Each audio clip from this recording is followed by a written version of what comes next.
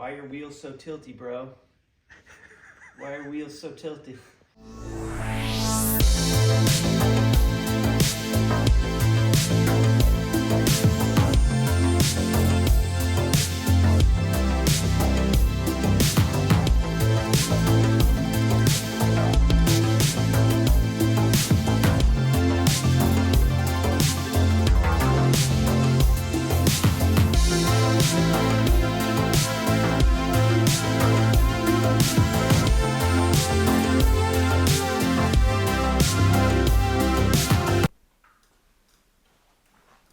What's up, guys? Welcome back to the channel.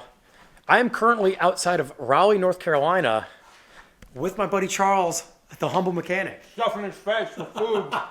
So I came out here to help Charles on a really cool project that he's building, and this is a Mark 7.5 Golf R. Long story, check out his channel to watch the whole in-depth story about this car. But the notable aspects of this car as it stands right now, you can see an RS3 on his other lift here. They have gutted this RS3 and put the whole drivetrain in this Mark 7.5 R. So this thing has the RS3 drivetrain, and it's getting some other wild aesthetic modifications done to it. And before I'm even allowed to talk about that, Charles kind of hit me up to talk about air suspension. Now, Charles, how do you feel about air suspension? I hate it. It's awful. Drive a Mark IV with air ride and see how much you love air ride. That's how I feel. So you can get the gist that he was probably pretty hesitant to call me in the first place or to even think about going air suspension in this car. But his future modifications in this thing are going to probably warrant that. We call the boys at Bag Riders. You know everything I do in the shop. We're working with the Bag Riders boys. And we have their super low Mark 7 kit, which fits the RS3 and a handful of other platform cars. Well, yesterday I flew in, got an early start to the day, got to the airport at like 4 in the morning. Yesterday we did some preliminary, just kind of talking about the ins and outs of air suspension, what we're gonna do with this kit. Luckily it's a bolt-in kit, so we don't have to do a lot of fabrication. It's pretty straightforward. And the best part, the interior is already out of it and it doesn't have to go back in by the time I'm gone. We are going through some final mounting ideas for when the false floor is back in the car. And that's what we're gonna do. We're gonna just kind of go through how we're gonna set things up. He's got the Mark 8 outside, which has basically the same trunk setup. So we've already got that designed. And you guys know that when you're bagging a car, getting your management layout set up takes a lot of time. If you wanna hide stuff, if you wanna build a display setup. What we're going to start with now is we're going to start with getting all the hardware mounted, and then we'll plumb the car and we'll wire it. So we're going to do it in a different order than I would normally do it since the car is on the lift and hung up. It's like bagging the W210. I did all the wiring and plumbing first so I could still drive the car. So I could pull the car in, pull the interior out, do the wiring, do the plumbing, and then pull the car back out and drive it. If I did the suspension first, it'd be hung up on the lift until you got everything done.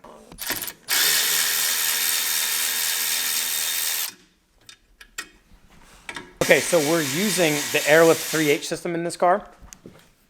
And for this trip out, we're just gonna get it set up on the pressure-based system. This Golf R had, what, 3 sensors?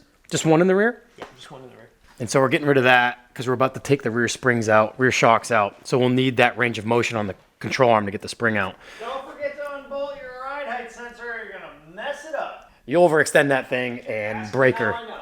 Yeah, ask him how he knows.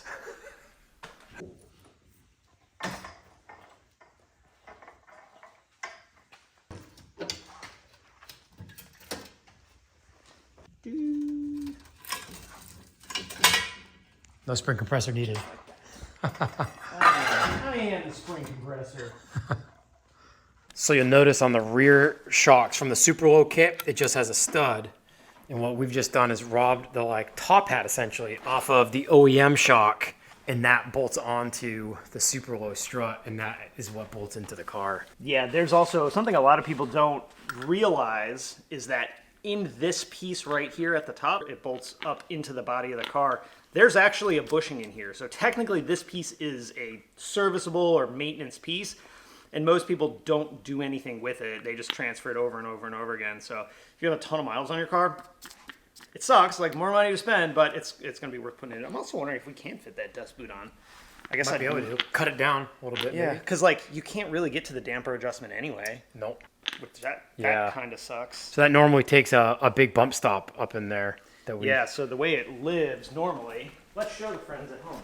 Okay, so this is how this is from the factory, right? This Golf R has dynamic chassis control, which means electronically adjustable damping in the shock body. And so that hat that I just showed you on the other one lives here. Take that off, which I think John already mentioned, that stupid design. Yeah. So this is the dust boot or dust shield, whatever you want to call it. And then this is the bump stop that lives inside of it. This guy right here. Too big for lows. Too not lowboy friendly, but Charles friendly. Yeah, yeah. This is the one from my stock car, which only has 36K on it.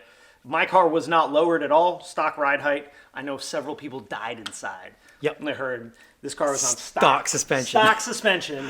We're fixing that though. Let me just say that the multi-millions of dollars that went into R&D of this suspension, there's no planet where you can convince me that this will be better. It might be awesome, but it can't be overall better. When you set this hat on and tighten it down, Yeah, you you lose. block that. So like you could fish your finger up here and adjust it. Yep. But that's still pretty challenging. This comes like kind of valved, ready to. I don't know if you noted this or mentioned anything about it. The Bag Riders kit, they make a big deal about like, we've done the R&D, we've set it up, don't touch anything. Put it in the car, set up your management. See how you like it. And see how you like it. Because if you go screwing with this before you do anything, you may end up taking what would have been an awesome kit and ruining it. Based on where we're at so far, this does seem to be an incredibly well-built, well-thought-out, well-put together, amazingly packaged. Like, I opened the box and it was like opening an iPhone. They did a great job. So while I will remain skeptical, I'm at least optimistic about it. And I do think, John, that just dropping this bad boy on here and torquing her down is probably And running it, yeah. You can see how much shorter the rear bag, even with the bracket kit, is than the factory spring. This isn't even compressed yet. That'll go smaller. Yeah. Yep. Look, okay, so look at this, right? From the bottom lip of the fender to the top of the rotor. Now, John, go to the other side. Yeah, yeah. And show them what the other side looks like. Everyone on this channel knows, like, that. Absurd. I love that we're getting Charles to go low on this. Well, you're going to be disappointed when I don't go Ever aired out. on the ground. Yeah. What have I done? What have I done?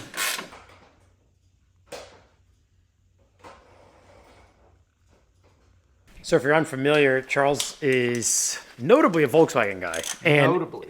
it's really nice being in a shop where someone knows exactly how to take certain things apart in what order and with the correct tools. Because the lower pinch bolt for that front strut assembly is, He was like, what the hell is that? it's an 18 triple square.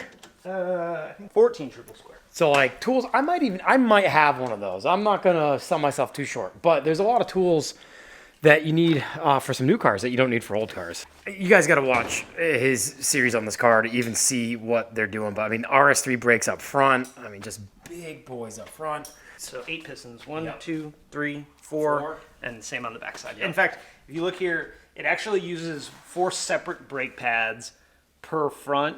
So like this is essentially the same size as the rear brake pad. 1, 2, 3, 4. Yeah, nuts. It's absurd. Yep. It's legit insane. All right, so factory setup is out.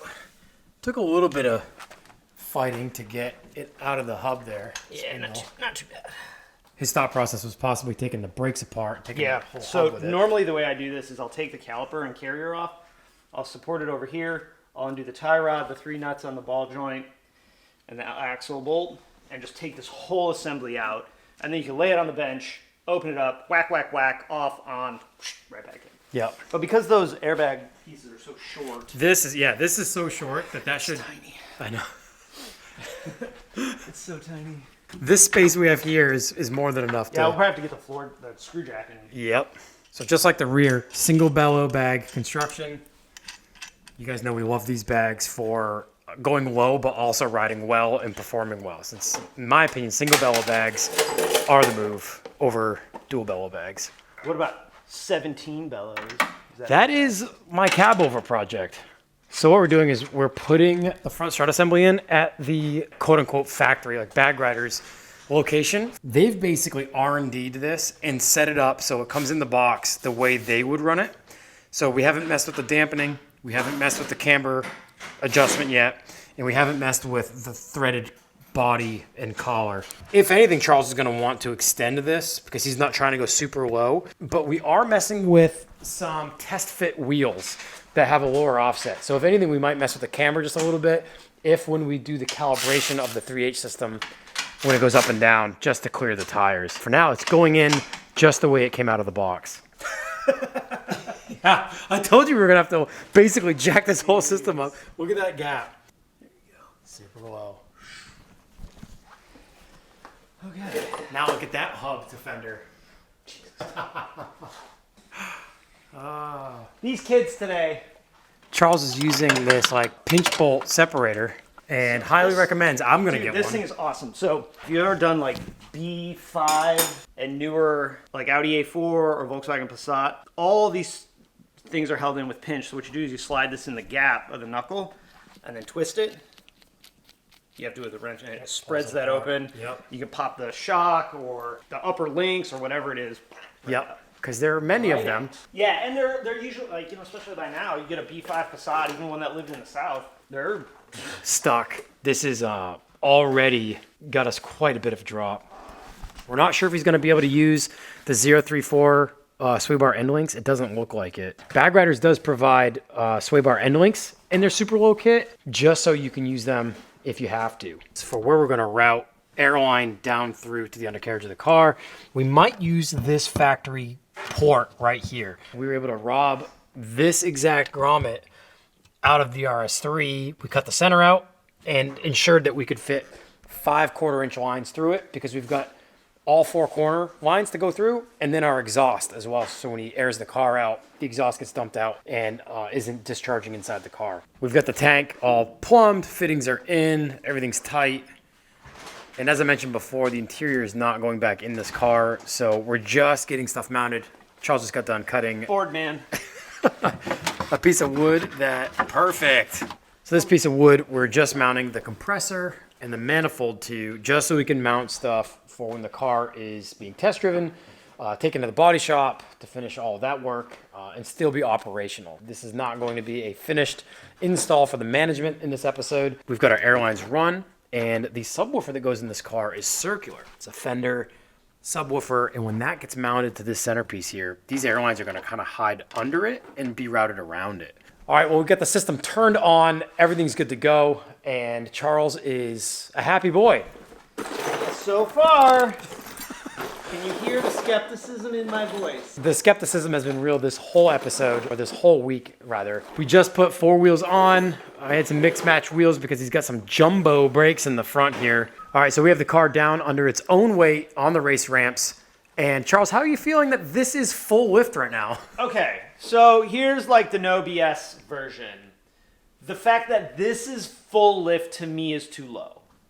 If this were driving height, like if we did coilovers and we set it here, I'd probably be like, yeah, that's cool. Like this is roughly where my Mark 8 rides. My heart tells me we're gonna put the car up, we're gonna spin the spindles down a little bit, probably about halfway between all the way up and where it's at now. This is better than I thought it would be though. So far. So far. Boy, it's the first time Charles has had a car in this shop, tuck and wheel. That's not drivable, friends. You can't drive a car like that. We decided to dial in the suspension now. I just want to point out that it wasn't we, it was me. It was and him. John's being a good sport about actually helping me do it. He wanted us to go the other way. The whole time I'm like, we gotta move the thing down. He's like, no, you gotta go up. I'm like, no, we're going the wrong way, buddy. Yeah, it's second nature to want to just go as low as possible.